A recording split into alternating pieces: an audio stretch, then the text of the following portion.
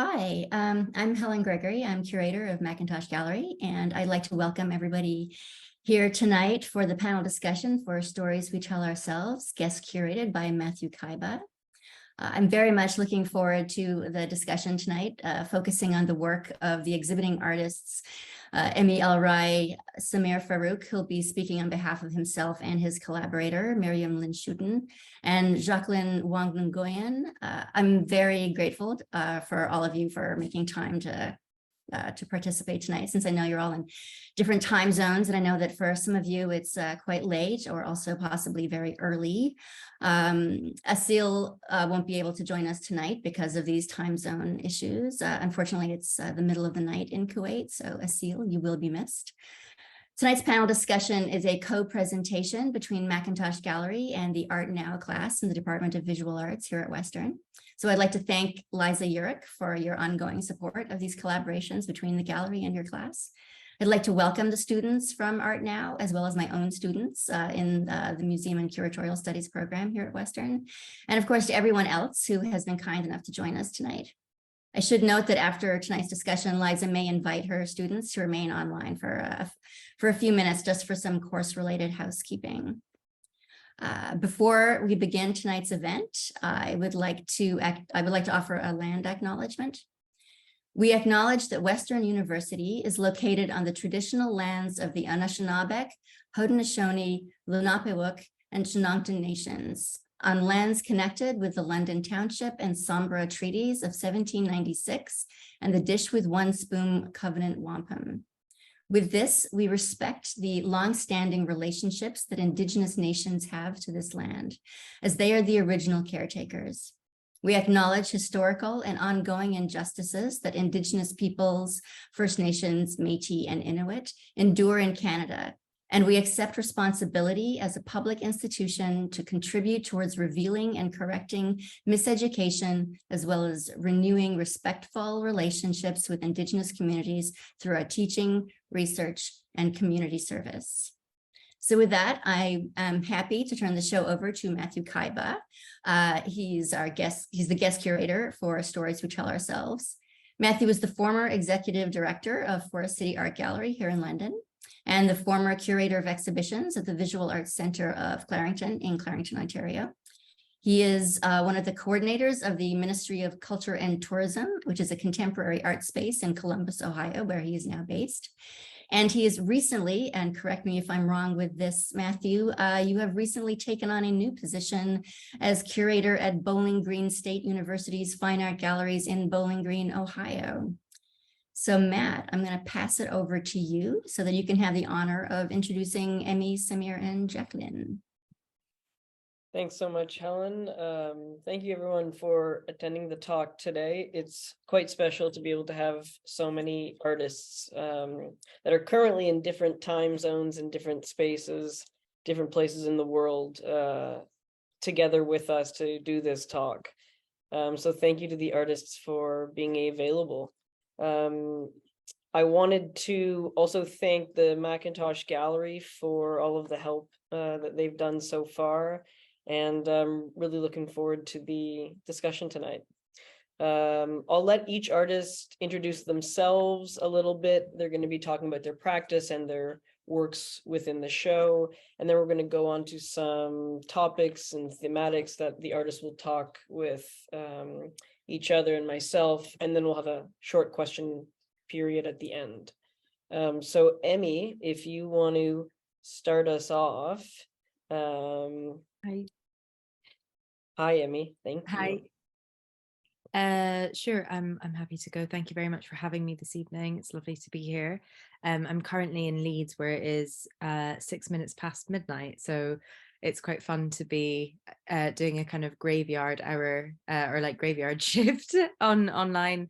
But I was just gonna zip through some slides, kind of give a brief introduction to my practice, and then kind of hand back over to you, Matt. And yeah, I'm really looking forward to the kind of conversations that we'll have this evening. So I'm just gonna share my screen and hopefully this works.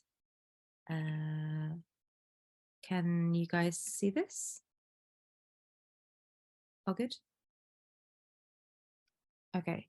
So I'm Emii Alrai. I'm an artist based in Leeds, and I mostly make sculpture and installation, which normally kind of expands into like full-scale room installations that kind of dictate the ways that visitors kind of walk around the gallery space.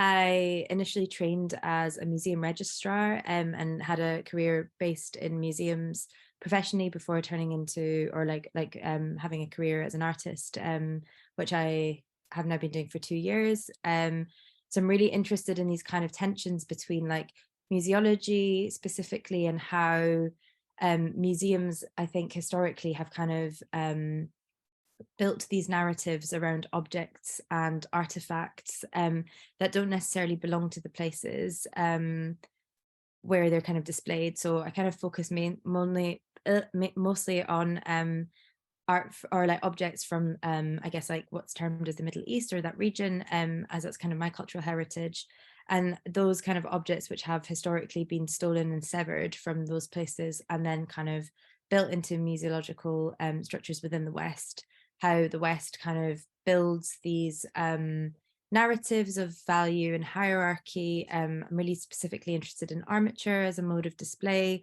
how these armatures like also kind of by, I guess, displaying these objects in a way that kind of lifts history to your eyes, also kind of act as these kind of tools of violence that are very like ensnaring and capturing, and also kind of like a kind of further tool of like the colonization that happens within the museum sector and these objects themselves too.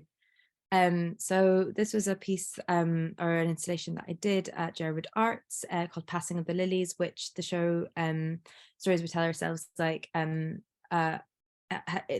works came from this exhibition, which is quite nice. This was the kind of main installation, and it was kind of created so you could sort of, I wanted it to mimic how museums kind of play with this idea of dioramas or spaces where you have to like kind of like navigate through these different trials of history to understand or be located within. So I kind of made these like fake artifacts or fake like architectural like I guess sculptures that act as these kind of false effigies that visitors would sort of walk through.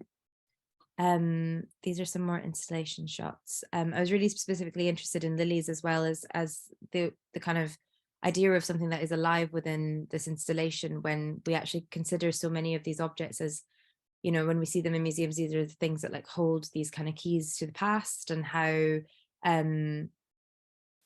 through like the way they're kind of kept alive in museums, they're seen as these things that constantly like give you something, but actually they're like quite dead, and they don't really necessarily have like the touch or like oral histories to kind of activate them. So I kind of played with this idea of like having something that is alive, which is this very natural form, which is the lily, and that kind of blooms throughout the kind of exhibition and then dies. So I'm kind of quite interested in these kind of relationships of like cyclical time and like how we kind of determine memory through these kind of passages too.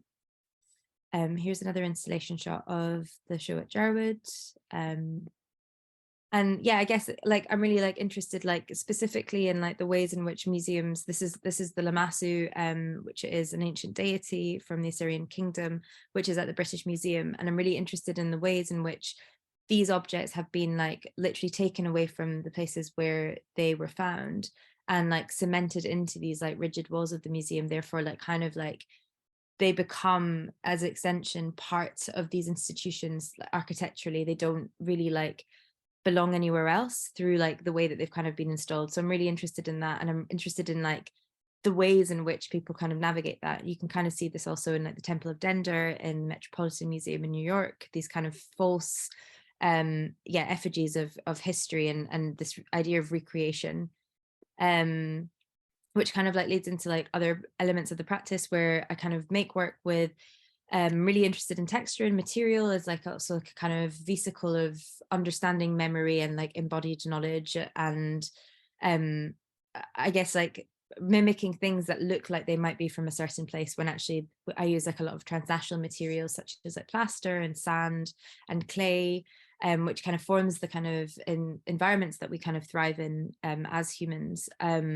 but kind of creating these sort of false like worlds, or these world builds to kind of create these I guess realms of like fiction.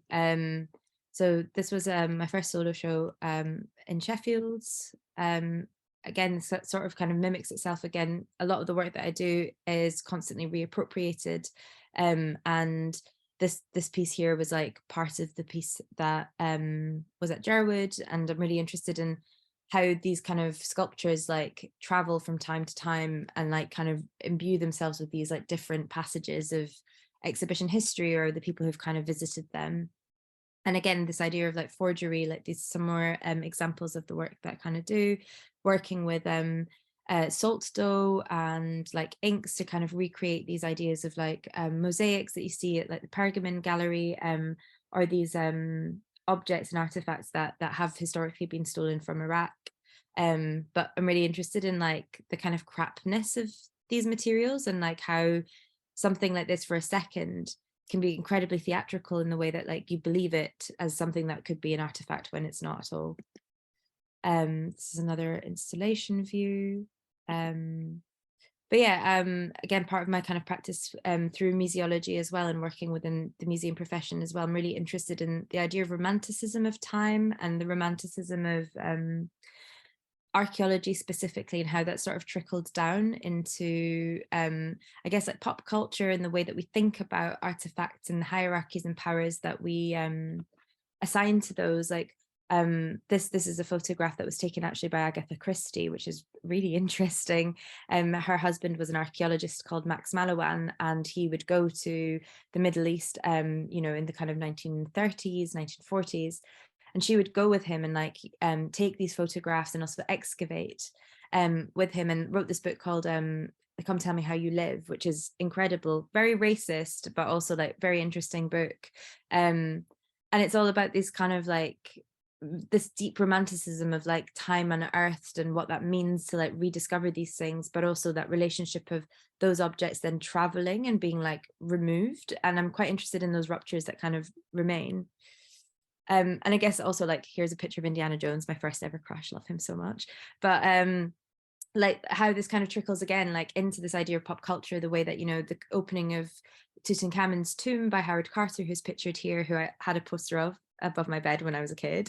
But how, yeah, like that, this kind of idea of like capture and these objects that are so exotic and orientalized, and how then they kind of like filtrate into an identity that is then built. I guess for me, speaking from like my upbringing in Britain, like this idea of excavation and ownership within that, building into this kind of national psyche of empire, and how that kind of like creates this backbone for like this kind of constant reshuffling of like power structures again.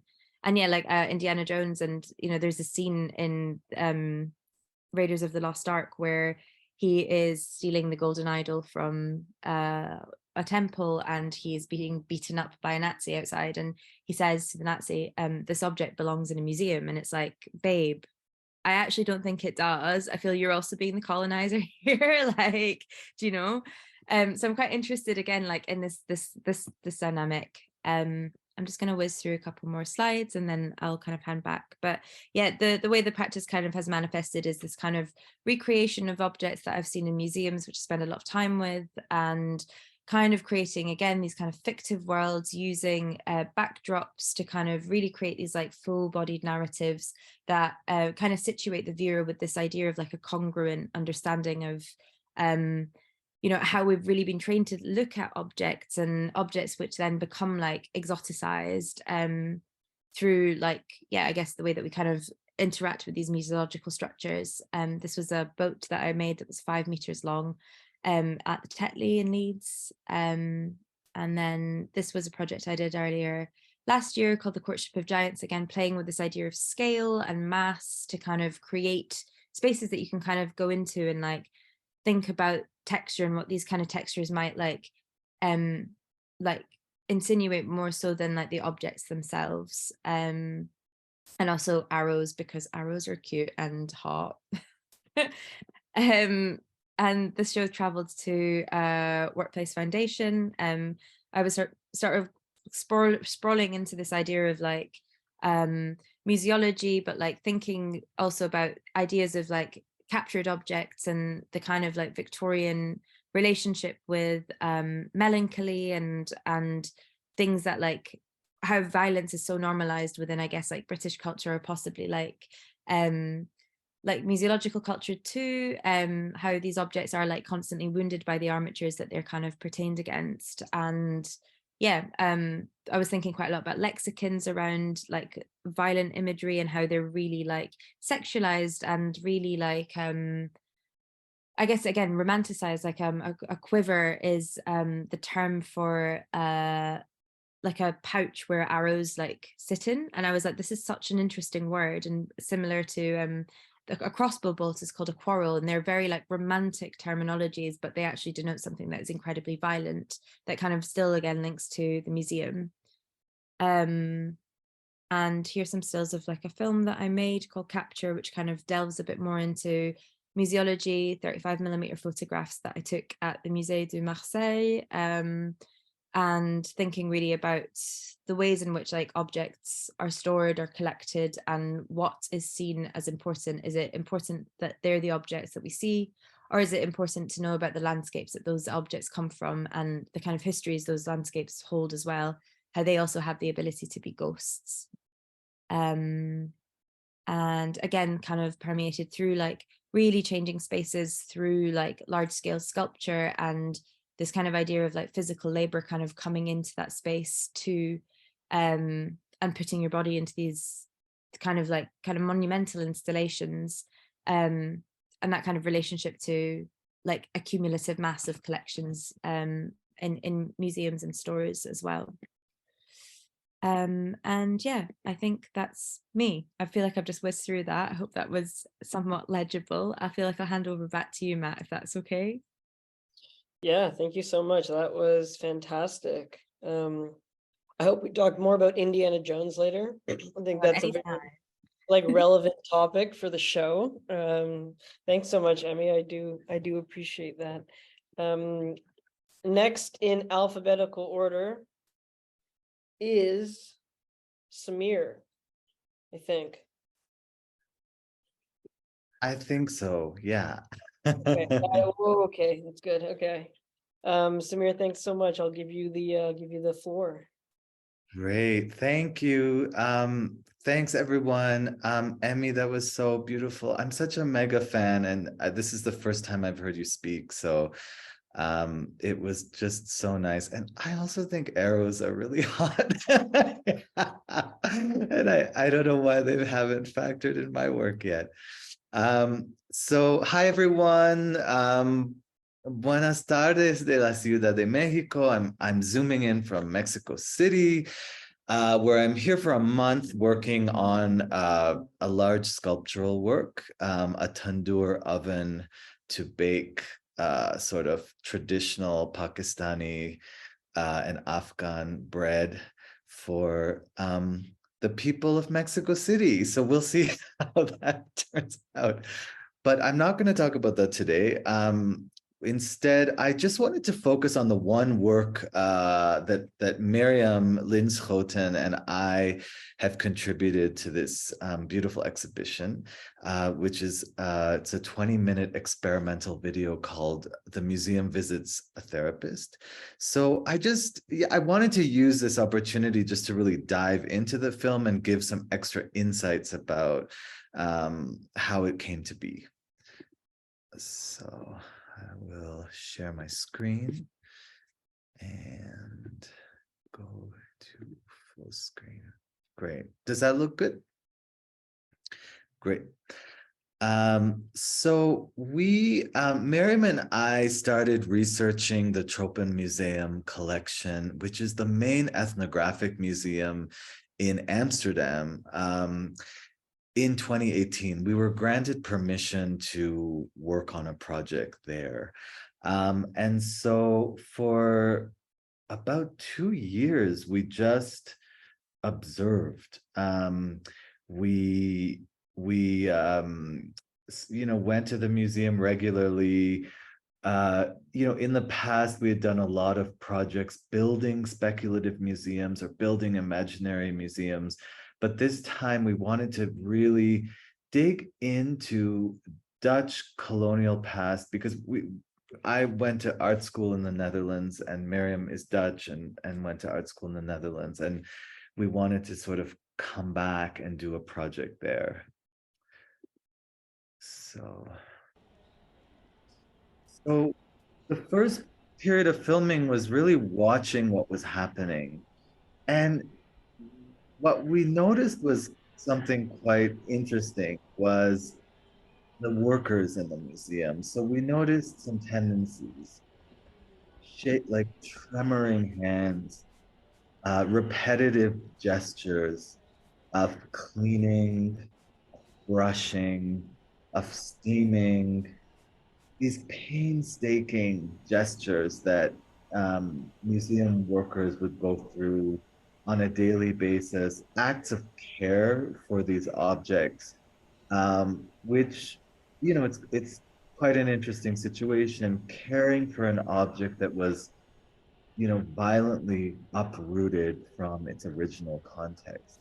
So it's it's kind of interesting to think about that a gesture that happened a century previous, now there are groups of people who painstakingly try to keep these objects proper,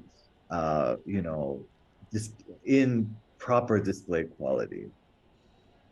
So what we started to think about was what, like, it was a bit eerie. We were like, what does this remind us of? Like repetition, obsessive cleaning, exacting perfectionism in terms of like how things are displayed and lined up one after the other.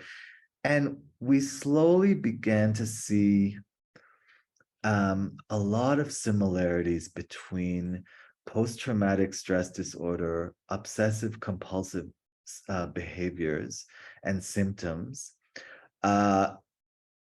And we began to see the museum and the sort of trauma the workers had inherited as, really a space of trauma.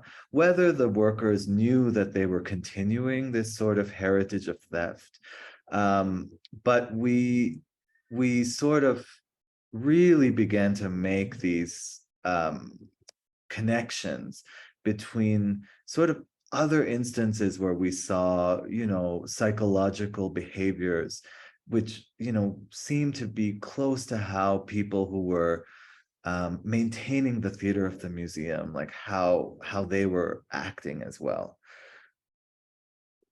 So we came across, there's a famous book, and I'm sure that Emii and Jacqueline have both read it and have come across it. But I was very touched by this quote in my research in this film. And he says, through a camera, through a museum display, through a gun that shoots twice, an event through violence can encompass a kind of fragmentation that means it can't quite end. So I love how Dan Hicks sort of talks about the mechanism, the repetitive mechanism that this violent extraction in the creation of the museum created. In a way, I often think about it as concentric circles that maybe started, in our case, in the Tropen Museum's case, a century ago, and that these ripples and these concentric circles were affecting the behavior of the workers, the way the architecture was organized, and that the root of this is, ultimately theft. So, the Tropen Museum has accumulated over 150,000 objects in its time. So we can also see that as another, symptom of post-traumatic stress, which is hoarding. And in in the museum context, what we found was interesting was that this fragmentation didn't only happen with separating the objects from these events, but that they're also placed within a context of care, but a context that's also a vehicle for colonial propaganda. And this sort of complicity that the museum has also makes the bodies of the workers complicit in the violence, that the initial violence that created, whether it's known or not. So after many months of observation, we determined, while this violent history has become detached from the collection over the centuries, evidence of theft and anxiety which gave rise to the museum are written on the architecture and within the gestures of the museum workers. So in the film, we really follow the series of restoration of one series of objects, which are these beach poles from the Asmat people of Papua. The Tropen Museum received many of these poles at the time we were filming, or were restoring many of these poles, and they were intended on using them as buttresses to their existing architecture. So if you can imagine, they were sort of using these poles as sort of architectural details to hold up the main halls of the Dutch Grand Tropen Museum, which is actually the image behind me. So these objects were taken by a collector named Karel Groeneveld, who worked at the Tropen Museum and as well as the Ethnographic Museum of Rotterdam. He was a type of middleman, you could say, between Papua and the world museums in the Netherlands. So our research led us to this very specific period, the 1950s and early 1960s, when Groeneveld was collecting in Papua and when the Dutch were about to lose their colony to Indonesia, which claimed it as their territory. So it was a moment where the Dutch had a great deal of anxiety and they sent in their military troops. Also, the Dutch missionaries had settled in Papua in earlier centuries, and they paved the way for these type of traders and collectors to come in and procure objects for the museum. So all of these figures, the soldier, the missionary, and the collector, they all play like vital characters in the way that the Tropen Museum came about.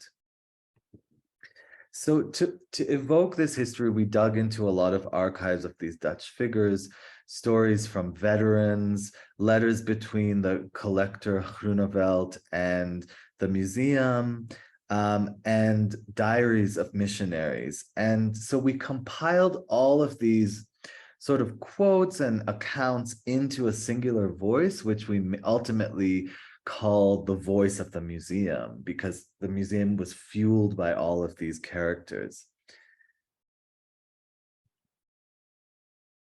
So here's a clip from the museum to Groeneveld.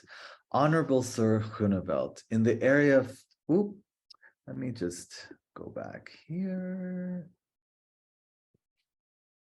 Honorable Sir Groeneveld, in the area of Dutch New Guinea, we not only have the opportunity to have the most beautiful collection in the country, but also to get a collection of world reputation. Here lies the big task, building a beautiful collection concerning our New Guinea. So continue to grab what you can grab. The museum can use everything.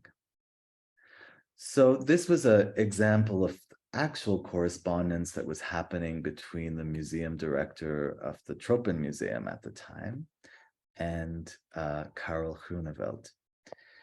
So we also started to so we also started to really, in this sort of let's say framework we were working in, where we were sort of trying to build a case for where the sort of seeds of trauma emerged from in the museum. We basically, this is the moment when we said, because the museum is holding all of this weight, like what would we do as people, what would I do if I was holding a lot of pain from the past? I would visit a therapist. So we ultimately asked ourselves, what if the Tropen Museum could visit a therapist? So that's how the film really emerged. So our research led us to speak with therapists about different treatments and different methods. We mainly interviewed therapists across the Netherlands, and kind of tried to understand like a filmic language from these conversations. So this is a clip in the film where we use the introduction questionnaire, and you could hear our fictional therapist speaking to them. Ik ga je nu wat statements voorleggen. Je hoeft alleen te zeggen of je het eens of oneens bent. Oké.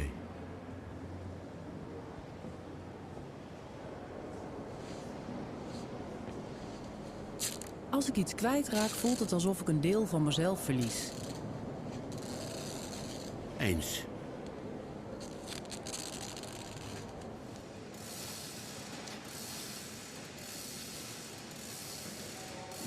Ik verzamel dingen die ik niet nodig heb. Eens. Nee, oneens.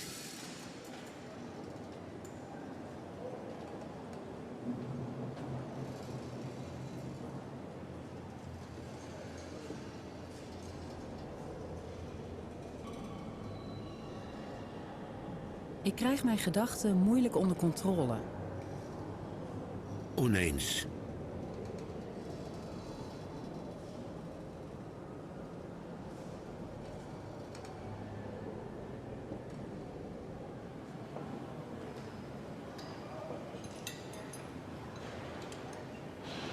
Ik kan er niet tegen als dingen niet juist geordend zijn. Eens.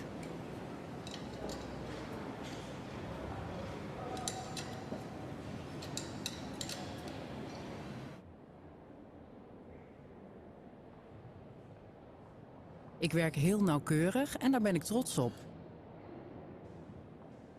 Eens.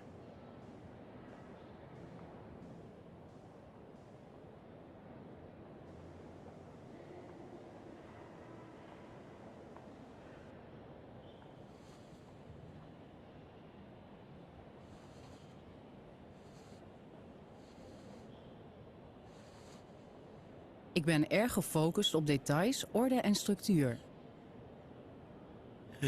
Eens.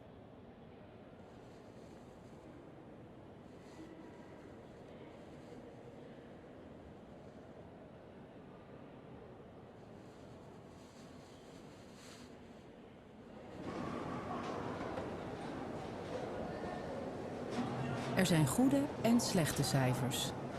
Oneens.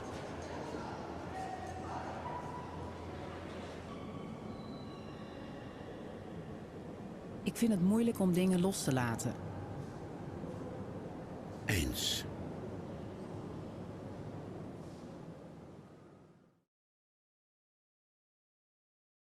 So let me just go to the next slide. So yeah, so this was what was interesting. What was very interesting about this was this questionnaire was taken directly from a therapist that we worked with, an intake questionnaire she used. So it's so eerie how clearly it pertains to museum practice as well. We found that really jarring.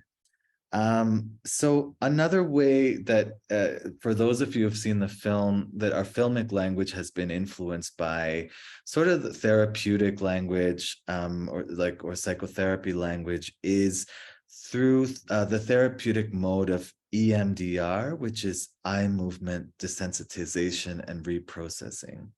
So basically that involves the patient recalling a traumatic event, and then the therapist enlists a sort of bilateral stimulation, such as like eye to eye, side to side eye movement, or a beeping sound from ear to ear, in order to sort of unlock and work with a traumatic event very directly. So in the film, we translated the formal qualities of this therapeutic language into a filmic language, with a moving dot and with sounds. And there were also flashbacks that the museum was having back into its past. So, the final thing I wanted to say before I wrap up my section was, what Miriam and I were really interested in asking the audience was, what are ways that we can begin to think about rehabilitating these institutions? And I want to make it clear, I'm not, politically, I'm not the type of artist who wants to burn down these institutions. I think, a lot of my research over the past 15 years, there have been moments where I've felt a spike in, in the pure unfairness of, the violent foundations that these museums stand on. But in this film, we wanted to make space for a middle path, and the middle path is really an empathetic path to sort of, look at the people who are working in museums, who are also caring for these objects, and really, instead of shutting down the discussion with burning down institutions, opening up these discussions a little more to try to think about how we can repurpose museums. And to quote Ariella Azule, who I think Jacqueline has also worked with, how can we turn these museums into slowed down spaces for sensing and for repair? So I will leave it at that. Thank you so much for listening, and on to the next. Samir, thank you so much for that fantastic presentation. Jacqueline, are you there? Oh, yes. Hi, Jacqueline. I'll give you the floor now. Good morning, everyone. Thank you so much for including Black Atlas in this exhibition and be able to have the work in dialogue with very esteemed colleagues who are also working on similar issues. And thank you to the McIntosh Gallery for facilitating this panel conversation this morning. So it's very early for me because I'm in Ho Chi Minh City in Vietnam. So in the midst of this conversation, this panel, I had to change seats because I have some colleagues who came into this open landscape office that we have. So here I am at Fulbright University. So I just wanted to situate a little bit where I come from and the trajectory, and perhaps my interest in the work that I've been doing for Black Atlas that is part of the exhibition, but generally in my practice. So I was born and raised in Montreal, Côte des Neiges more specifically, which is a mostly predominantly immigrant populated neighborhood in Montreal. When I grew up, it was a neighborhood that was neither French nor English were the dominant languages, just to show how diverse and actually like the first kind of landing point for many people who were coming from elsewhere. I'm a product of the Vietnam War and French colonization, which is why we ended up or my family decided to relocate, not necessarily a full decision that they could take, but how we ended up in Montreal, the French-speaking part of Canada. So I did my studies at Concordia and then in Sweden, in New York, now I'm in Vietnam. So a lot of these displacements have informed a lot my practice. So I guess I'll share my PDF and we can start from there. Let's see if I'm choosing the right document. Yep. Okay, let's see. So how did I end up working with the Museum of Ethnography in Stockholm? So we need, oh, how do I stop this? Okay. So in order to fully understand the picture as to how I ended up working within the museal world was with the passing of my grandfather. And then I guess we've talked a lot about graveyards and death, and this is a theme that is also recurrent in my work. The passing of my grandfather was a turning point for me, partly because that's when I also inherited a photo album. This photo album, which you're seeing a spread here, chronicles mostly the life of my great-grandfather. So my great-grandfather, during his life, was able to have a number of pictures of himself taken, pictures of family, friends, events, dinners, parties, and so on and so forth. And this collection of photographs, about 500 images, were survived several wars and were kept somehow in secret in Saigon after the fall of Vietnam, the fall of Saigon in 1975, the end of the Vietnam War, basically, as we know it in the West. And the fact that this collection managed to make its way to Montreal is quite impressive, because after the end of the war, a lot of people, including my grandparents, burned documents, not only documents, but objects, got rid of objects, burned their clothes, as did my grandparents, in order to get rid of all traces that could link them to the wrong regime. So the fact that this collection of more than 500 images survive and were able to be brought to Canada is quite impressive in itself. And this also speaks to perhaps some of the challenges that I'm facing now, the fact that the South Vietnam, formerly the South Vietnamese Republic, doesn't have any archives or museums that actually collect or ensure the survival of the memories and history of the former regime of the South, which makes it very difficult for me to make sense of this history beyond oral history or how it is being narrated. There is a lot of frictions in terms of what can be said and what cannot be said. And I think these are themes that we will see throughout my presentation today, in addition of looking at the role of the museum in terms of conserving histories. So to be able to have this album as an inheritance also meant that I had a burden. I grew up seeing my grandfather preparing this photo album with handwritten notes and organizing in a way so that it would make sense for me. All the hand notes address or position these individuals in these photographs in relation to me.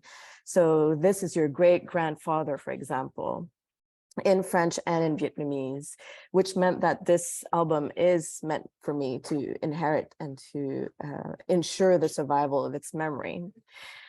But it's one thing to remember one's family history, but it's another thing to reflect the history of photography and to think of how photography made its appearance in our family. One needs to also address the question that my great-grandfather and my family before the end of the war was coming from a privileged background, privileged class. My great-grandfather, as we see at the bottom right of this image, was a Mandarin, which means is a counselor or advisor. And he was working for the royal court, the emperor and the empress of Indochina. And so it's not a surprise that technology was made available. However, if we look at the corner right, the corner left pictures, the upper corner left, we see my great-grandfather here as a schoolboy. So, which makes me guess that these images were probably taken in the early 19-teens. This is quite early in terms of thinking of the history of photography, how Vietnamese were able to represent themselves.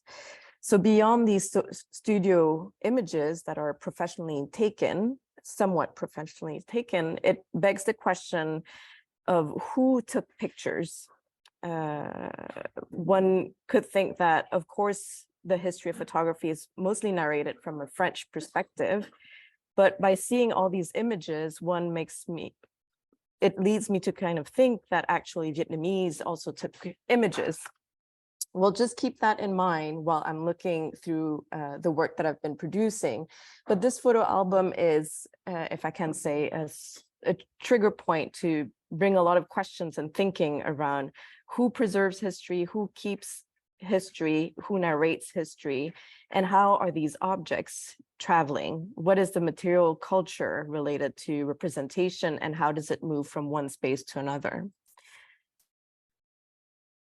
Let's see if I can move forward with this.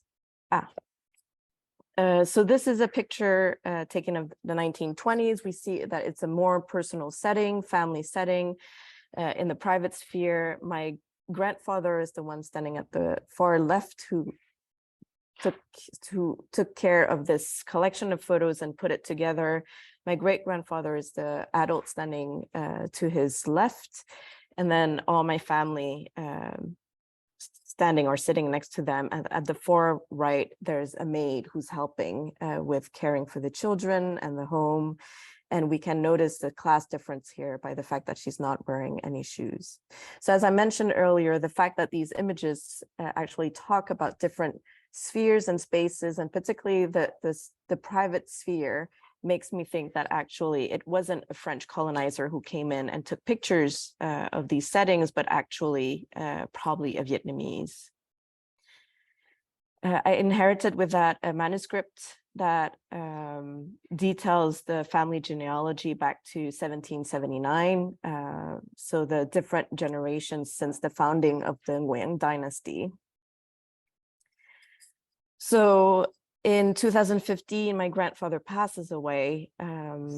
This means that a history could be lost if it's not cared for. And I'm being given the responsibility, not outspokenly, but I'm given the responsibility to care for this history, how to deal with a history that is complicated and not fully well documented.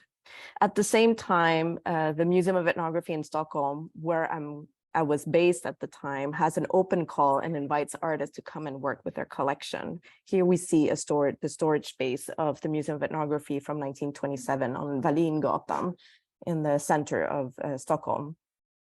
And so I decided that with the collection that I've inherited, to try to put in contrast what we have in our family and what exists in the museum storage. And so as to trying to find points of frictions and tensions and perhaps meeting points, and see what happens between the personal documents and the public, or what belongs to another state, sort of say. So I applied and my proposal was accepted. This was the departure point from which I work with. And so I saw that in addition to this image, we had something similar in our family collection. And so I wanted to dive in further and trying to understand how this object arrived to the museum collection. And so for me, here I'm looking at photography from a very kind of material-based perspective, where they are not only images, but they are objects who do travel similarly to other artifacts that end up in the museum storage. And that's an important aspect in understanding the work that I'm invested in at the moment, that photography, particularly analog photography, has a physical presence. And so for a long time, photography, particularly in the field of ethnography and anthropology, was relegated to kind of second-class documents. But more and more, we're realizing the importance of actually that they have a value in itself, and that they do speak more than just documenting what happened. So here we have the photographer that is unknown, the sitter is unknown, and it was acquired by the museum in 1956 with the accession number 13963. So I found this image on the online database, and so I wanted to see the actual document. So I went on to this quest to actually mine the archives and look through all the images and be able to locate it. It was somehow lost. conservators weren't able to locate it. Finally, I was able to find it in a small envelope and was able to see this sitter. And here we have the same person that I have in our family collection, taken about 10 years later. This is the last empress of Indochina. Her name is Namphung, Her Majesty Namphung. And in our family document, the photograph is dated, hand signed, and given as a gift as for the great services that my great-grandfather provided for the last empress. So by being able to confirm that this is actually the same person, I was also able to give her a name to the photograph on the left here. So this person didn't have a name. However, the museum remember who was the collector, Carl Gustav Isikowitz, which was the previous director of the Museum of World Culture in Gothenburg and Stockholm. And he was the one who collected this image. However, I wasn't able to find more information as to how this image came into his possession. But we remember him, we remember his research and the work that he did of the indigenous people in the mountains of Indochina. However, the museum didn't remember the name of the last empress. So these processes of erasure is something that I'm invested in terms of casting a new light on certain narratives that are relegated to the dark or somewhat forgotten, and trying to reactivate these stories and put them to the forth.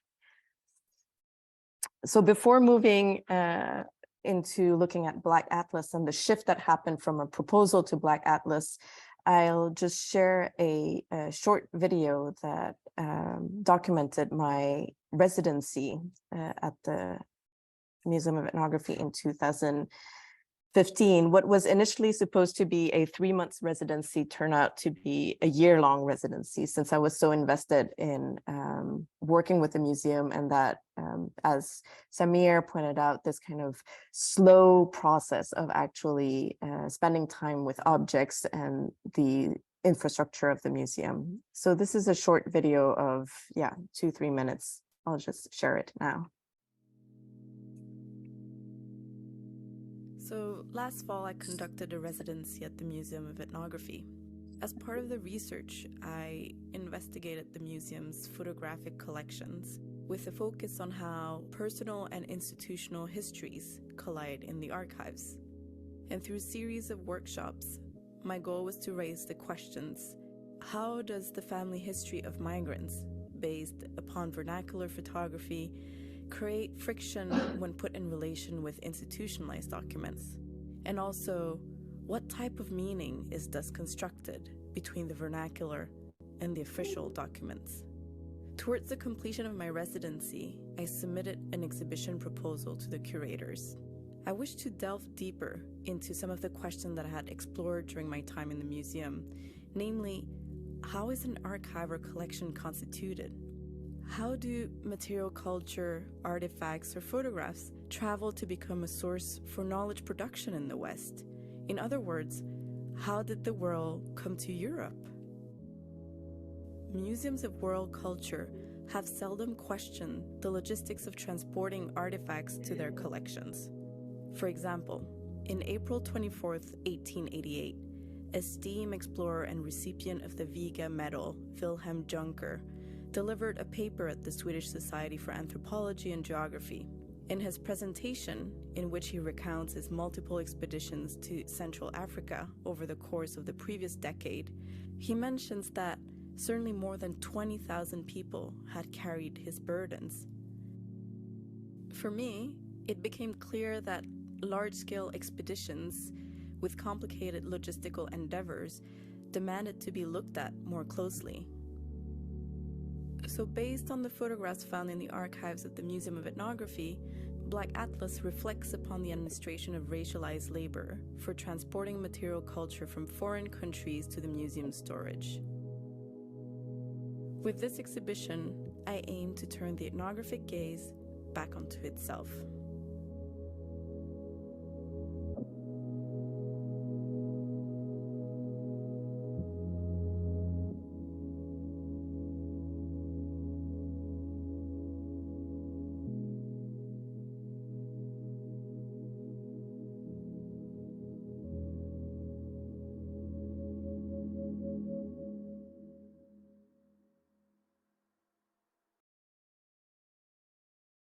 Yeah, so let's see, I'll share this again. Are we back into the PDF?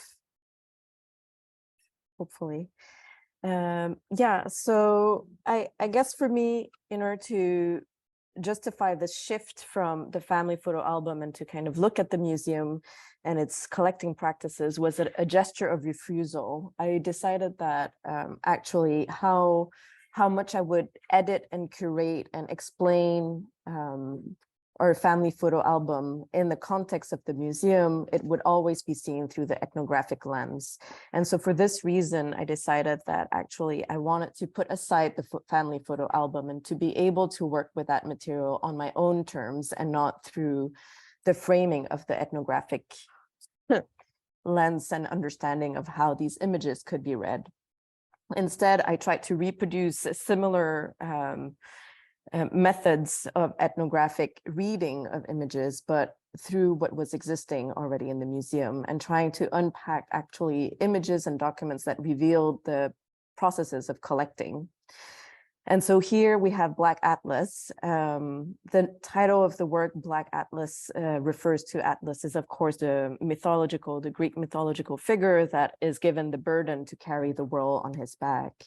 And so here I make some sort of homage to the crate, which are the objects that the containers that have been able to actually contain world material culture in it and to be actually transported from one space to another.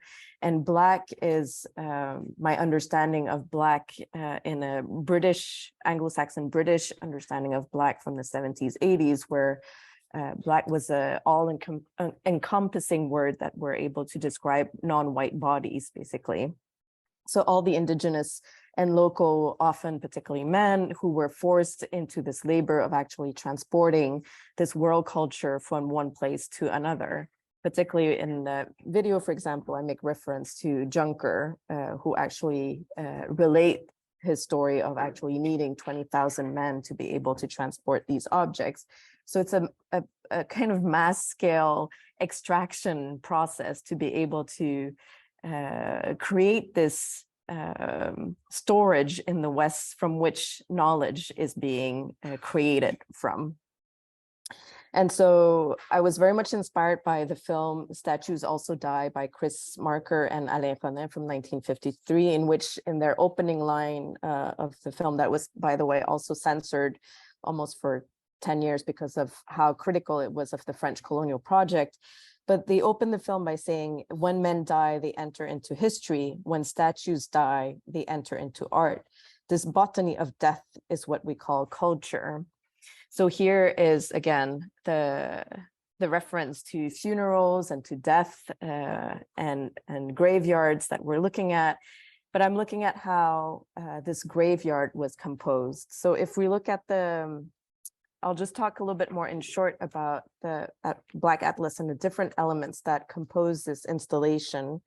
So we have, let's say, at the far back, there's a series of images, 5 of them. It's part of a series that is called Administration, where there's a clear division of labor that is being performed. The 2 top images are kind of pristine museum environments in which intellectual labor is being performed, most often by white Western intellectuals and scholars, whereas the bottom images, those are all the images from the museums, basically where they are in pristine kind of environments of the museum and academia, on which, knowledge production is possible.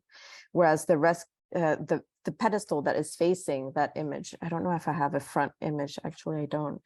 The pedestal is where we see the image of the crate, but also Black Atlas, or this figure that is actually transporting a crate on its back, that is performing the manual labor to actually make possible this intellectual labor, facing then the world of the museum and of academia.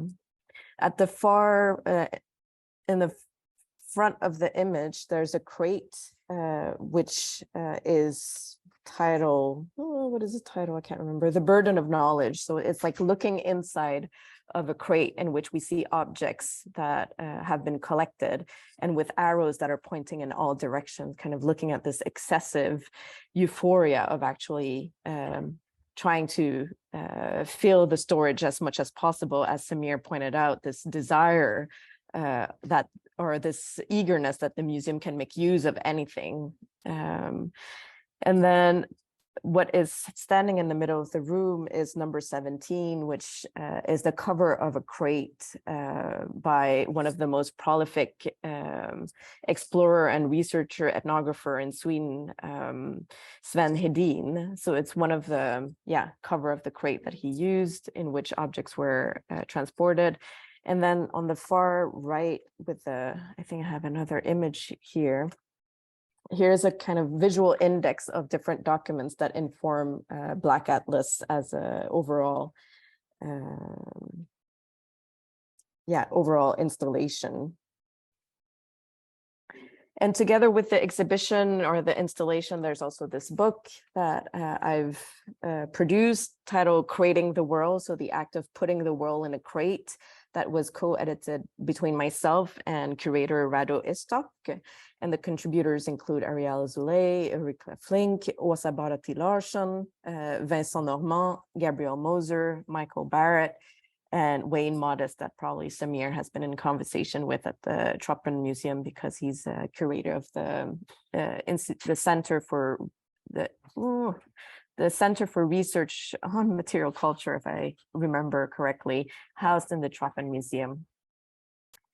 So I'll just conclude with this work, which stems from this kind of year-long research, but that reconnects to this photo album that I decided to put aside when I was in the Museum of Ethnography. And so this collection of images that I inherited was able to take a different form and was able to manifest itself on my own terms, in terms of what we're looking at. So here's an installation titled Presence in Absentia that was produced in 2019. And basically these are motifs that you find in the photo album or from the genealogy book that are presented in sand colors. So all these images are made out of sand. So pink and blue sand, for example, we see them, my great-grandmother with my great-grandfather sitting together. They're intimate images from private spaces or from the studio. And so these images, they exist for the time of the exhibition. And then, but there's a performance that accompany the exhibition. So on the last day of the exhibition, let's see if I can get this started. There's a performer who comes and actually destroys the sand work. So this makes reference to Buddhist mandalas, which is kind of a religious or philosophical framework in which I grew up in our family. And looking at how Buddhist mandalas were mainly made out of sand, they represent the world, but it also represents a form of ephemerality. So things and the world exist in a specific amount of time, but then they're always in this process of reconstitution. So similarly, looking at these documents that my family was able to salvage, how these stories are partly lost and reinvented, trying to create new meanings, trying to being truthful to the actual historical accuracy of these documents. So yeah. To conclude, I just wanted to open up that at the moment I'm doing this PhD at Fulbright in two institutions in Stockholm. So there's Konstfack and the engineering school KTH, Royal Institute of Technology, and I'm in Vietnam at the moment. So I'm a visiting scholar at Fulbright University. And by looking at this photo album that I've inherited, what made me realize is that actually Vietnamese people were also using photography. And so I'm looking at the history of photography in Vietnam, but from the perspective of actually Vietnamese people. And so I'm able to trace back the beginnings of the practice of being engaged with photographic practice already from 1867, which is parallel to colonization, the French colonization. However, the history of photography in the region is, I would say, almost or entirely narrated from a French perspective. So this is hopefully a research that will enable to create a counterpoint in terms of understanding how photography functioned for Vietnamese people and its people here. So I'll just conclude here. We can talk more about the research or the work, but I'm very excited to be able to engage in the conversation with my colleagues here. Thank you. Thanks so much, Jacqueline. Thanks to each of the artists for those fantastic presentations. I was hoping right now I could have the artists kind of all involved in a discussion. I have some questions that I'd love to start us off with, but if anyone has anything specific they'd want to say first, feel free. No? Okay, great, yeah.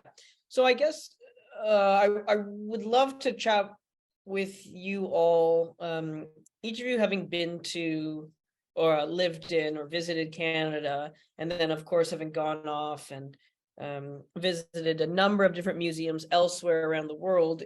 Do you find that there's a lot of differences in terms of museum operations, exhibition display, kind of museological practices? Or do you think it's more of a standardized colonial thing across the globe?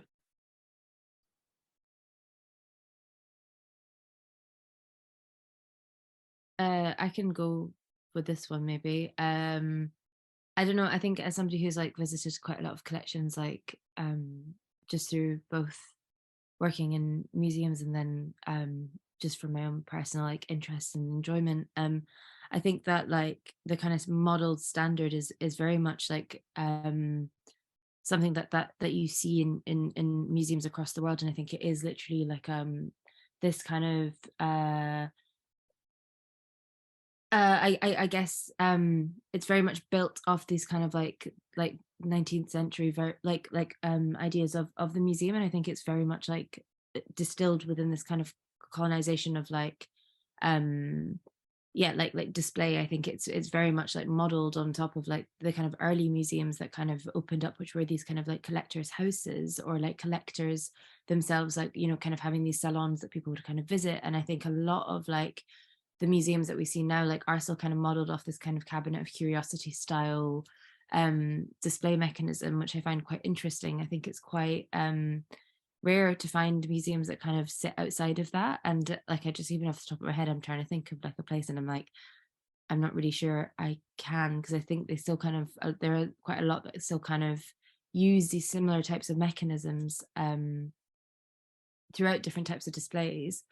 I guess I think what maybe is changing is the way that museums are interpreting like their objects, and like that like resistance to like, I guess, colonized language, or like how objects have been described in the past, and kind of leaning more towards oral narratives as ways of I guess like documenting or kind of explaining these object histories is, I think, a way where they're starting to kind of, I don't really believe in like decolonizing, but like I guess it's a kind of step towards like a museum of the future that kind of thinks about like museums possibly as theatrical spaces rather than spaces of just like knowledge and power accumulated.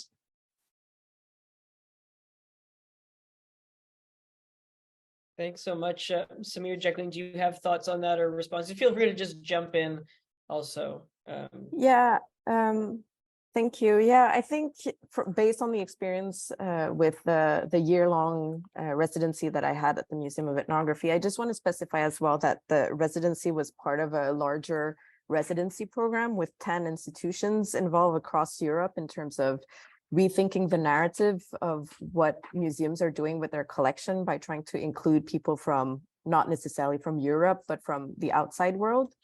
And I think it points to what Emii is talking about, like rethinking this narrative, because all of a sudden, I think Europe is realizing that actually we cannot talk about these objects as belonging to people from elsewhere out there in the world as like completely distant, but a lot of the objects that are now housed in the museum belong to people who have migrated and exist within the European borders. So there's a shift in terms of like thinking of the narration, but then in terms of looking at the history of display to address that question, I think one needs to also look at the processes of preservation and the imperatives of preservation. And I think that history has changed a lot since the beginning of like the explorations and the ethnographic trips and so on and so forth. And there's this notion of the climate control. So objects that exist in this kind of like time capsule that is meant to not be in touch with our present time, that are meant to be preserved for ad vitam aeternam, for eternity. And I think that dictates a lot in terms of how objects can exist in the museum. So for example, the lighting is often like a concern. It cannot be too bright because it will damage the object. And then we want to make sure that it will exist for future generations. But what it also points towards is that these objects don't exist in its initial function, which is actually to be part of the community. They exist most of the time as objects, daily objects, part of the quotidian, and not necessarily rarefied objects. So I think this question of preservation is really kind of putting these objects into silos and disconnected from the world in which they're meant to be part of and in dialogue and engage and be used. Yeah, just jumping off of what Jacqueline was saying, in terms of the use value. You know, when we think about what makes their way into museums, we can never really envelope anything that is perishable, that is in movement, that is, you know, that's maybe not of high value, spoken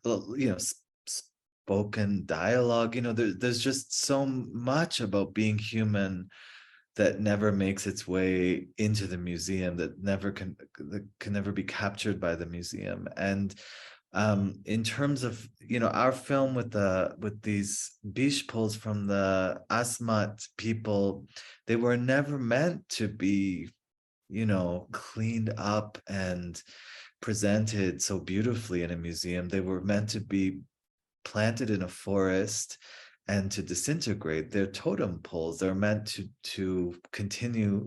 They're these, you know, effigies to the deceased, and they're just meant to disintegrate and go back into the earth. So, you know, I think the one other thing I wanted to say, just thinking about your question, Matt, was that I think the front end of the museum and the back end of the museum are very similar in a lot of places I visited. So as Jacqueline said, like in the front end, there's like humidity controls and a special metal elevator that opens up into the hall so that, you know, that these precious objects, they don't touch the, you know, the unclean air outside, and, you know, all of this. But on the back end of museums, I've noticed they're also the same. From museums I visited from Morocco to France to Ontario, you know, there's just a lot of anxiety around keeping the archive organized or grappling with the amount of information. I've seen at one prominent museum a conservator wheel over an object by mistake with her computer chair, you know, and it's just like this sort of like frenzy going on behind the doors. So your question just made me think about that as well, and how I see that humor in these encyclopedic museums is also very common across spaces. Yeah, that's so funny. That reminds me of a lot of the back end of contemporary art galleries, actually. I think it's the same. Now I know I don't want to go over too much time, and we have some questions. I have some more topics, but Helen, maybe you can let us know how we're doing, if we should move on to questions, or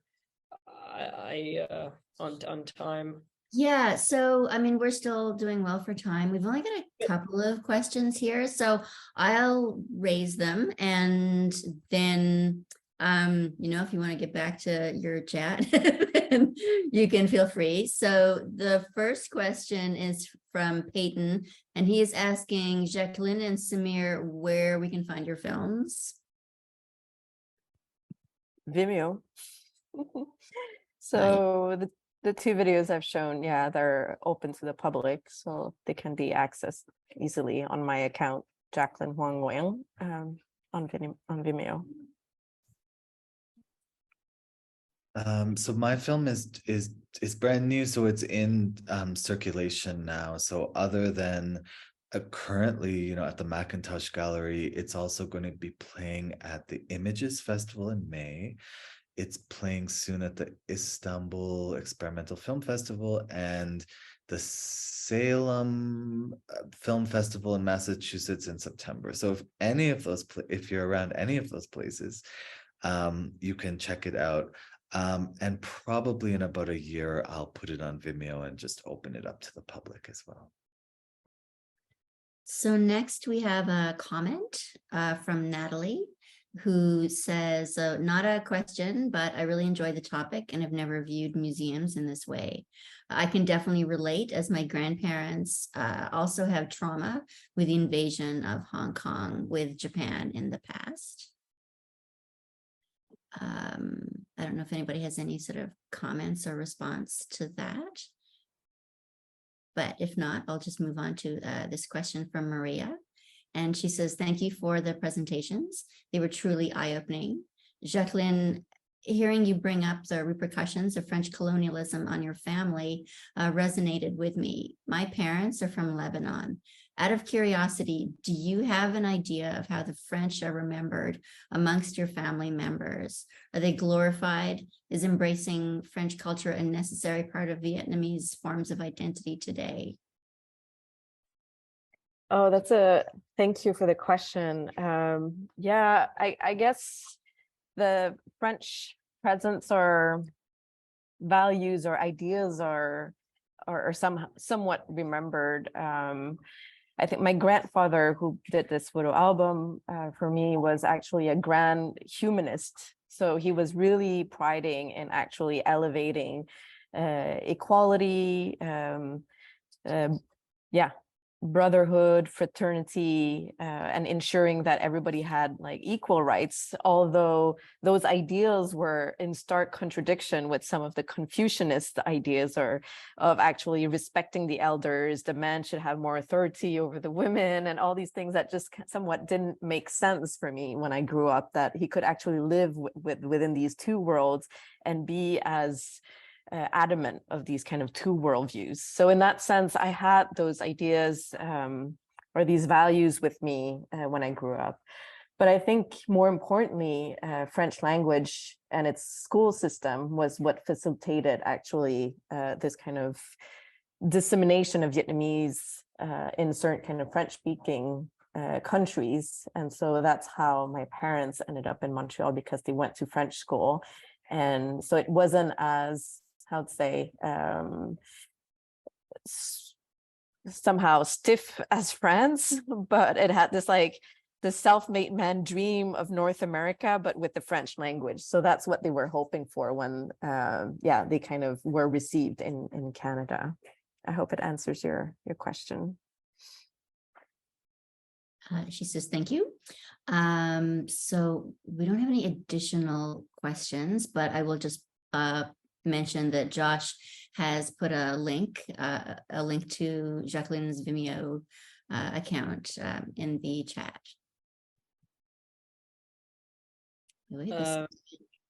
I kind of have another kind of topic if we have any more time. Yeah, go ahead. Absolutely. I know Jacqueline said a little bit. I would love to hear about each of you and your practice, specifically your kind of ongoing interests with museological discourse and, kind of museological investigations.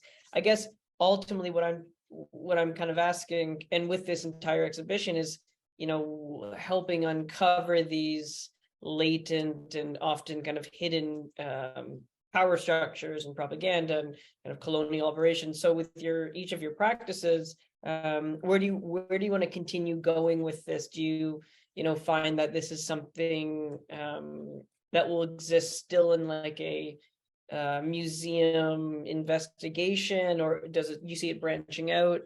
Emii, if you want to, alphabetically. I mean, I think the museum's always going to be like a topic of interest for me, because I think one thing that I love about museums, and I think really interests me about museums, is thinking about how, like I'm in Leeds, and there's 9 museums and galleries like in the city, and within those collections are maybe like 1.2 million objects within this one city. When we think about the kind of expanse of like, one city in the UK having 1.2 million objects, and every single city in the UK like having that, like the amount of objects that have been kind of garnered from across the world, like it's just insane to think about the kind of mass and the kind of massive information that is accumulated within these spaces.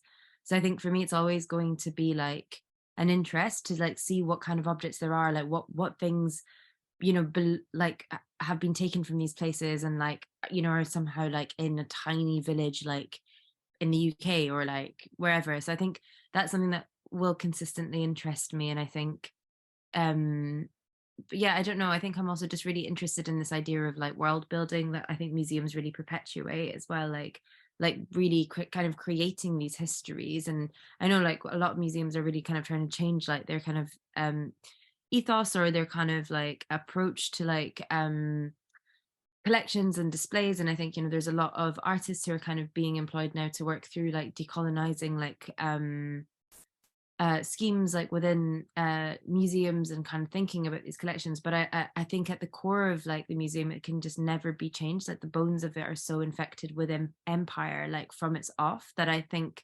you're constantly going to be trying to like, I don't know, bandage a leg that just needs to be amputated and changed. Like, and I think that that's something that I find fascinating. And the way that museums continuously like try to kind of like rebandage something that is just rotten. And like, yeah, I'm really interested in that kind of relationship, how those worlds kind of keep getting built and like how fictive they are. And yeah, that kind of, this kind of interest of like, what you guys were talking about in terms of like, yeah, like museums being this place where objects go not to die, but actually like they're being preserved in their own death. And like death is something that's also kind of very much feared within the museum, even though like a lot of the objects there are just so dead. Like they no longer have any kind of relationship to any kind of like current history, because they just haven't seen the light of day. So many millions of objects are contained within stores, and yeah, just are like dead. Like I don't know, like you see them and you're just like, I like literally like no matter what kind of information is around these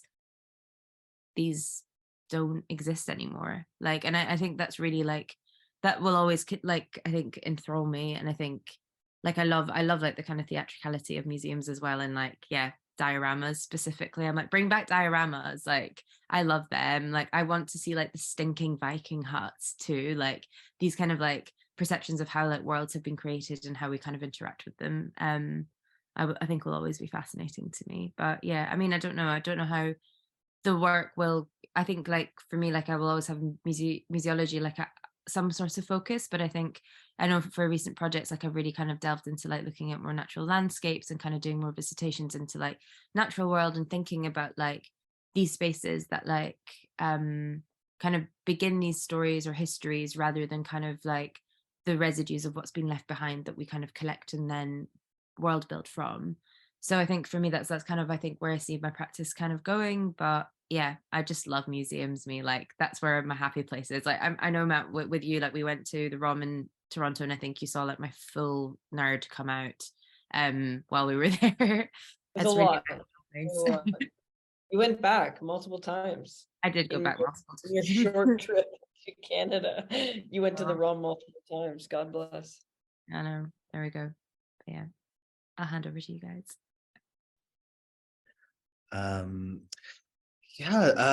So yeah, Emii, I love how you're talking about this perpetually diseased limb being bandaged and rebandaged, and it helps me connect the pattern language, the material choices of your work. Like I really, yeah, that sort of, yeah, stony, bandaged, dry quality, and I think that's incredible. For me, like I said, so I think museums are always going to be a constant fascination, no matter how hard I try to pull off the interest, like a leech on my foot, it always sticks back, and I just keep coming back into the museum. But I've changed a lot in terms of the way I'm dealing with it. My work 15 years ago was very critical. I wanted these places to, to reckon with the violence that they have done, and I think I wanted them to no longer exist. As I've progressed in my practice, I think I've instead started asking the questions like, okay, I need to, similarly as Emii described, I need to come to grips with how I have often a very spiritual experience in these temples of knowledge. And maybe I do still want them to be around to a certain capacity. So my question has really shifted to how can we repurpose these museum spaces? In a recent show, I imagined all of the objects from museums returning back to their original context, and created a series of very shadowy, shimmery images of objects, traveling back. And I think in its place, because my work is also very Buddhist informed, I think my place is to almost use these spaces as spaces of evocation for new, very subjective, very personal objects.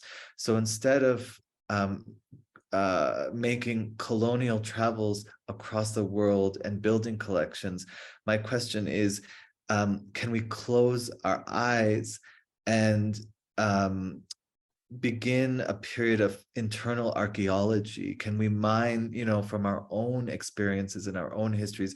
Can we reform how we make collections, and then can those sort of evocations filter into museums? So I'm working a lot with meditation, with somatic body movement, and really trying to wait for my own objects, images, and language to appear, and then sort of suggest it as a new deposit into the museum.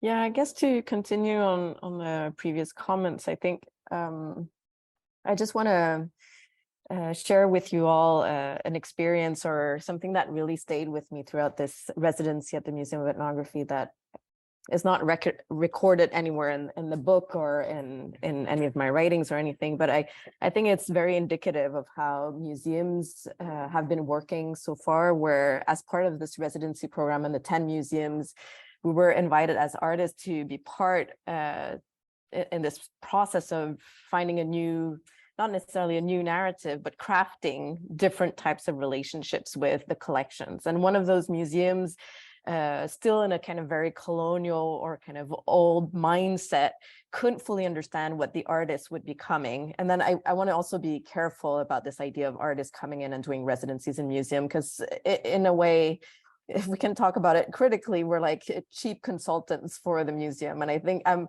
a bit wary of constantly doing these type of residencies as a way of uplifting and enlightening the museum. So put that aside. To return to this museum that invited one of those artists in this kind of former mindset. The curator wanted to had this particular collection from the Philippines, from an indigenous community there, and invited a local scholar from the Philippines to come and actually add knowledge to what they already had. So this scholar came in and was very distraught about what was her role, whether being an artist or then all of a sudden kind of generating more knowledge for the museum. And so this idea of coming as native informant, particularly when we're people of color, I think it's something that need to be redefined, these modalities of relationships between the museum, their collection, and who's at the end part of receiving and understanding these collections.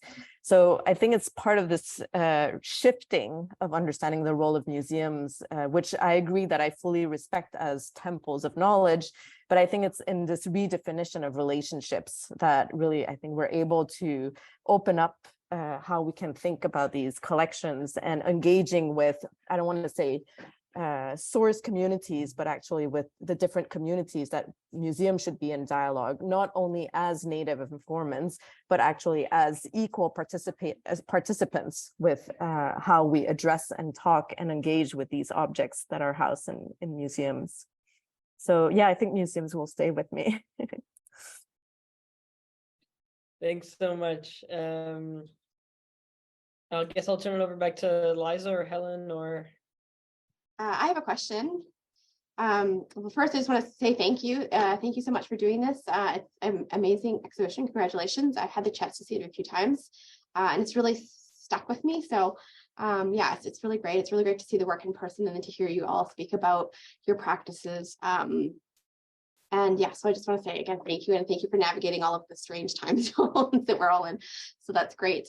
My question is, I'm interested in materiality, and I think maybe, Emii, I'm thinking a lot about the lilies in your work and this process of introducing material into a museum space or a gallery that maybe is traditionally like not allowed, and how that's like a strategy of infiltration. And I'm also thinking about this as a you know, the relationship between this natural process of decay of watching the lilies sort of die over the sort of duration of the exhibition, and this like manic sort of desire to preserve and keep things from decaying. So maybe it's more of a comment than a question, but I guess maybe one of my questions could be is if you've ever had any pushback about trying to introduce these kinds of materials into gallery spaces or museum spaces, and yeah. Yeah, interesting. I feel like thank you. I'm glad that you like them.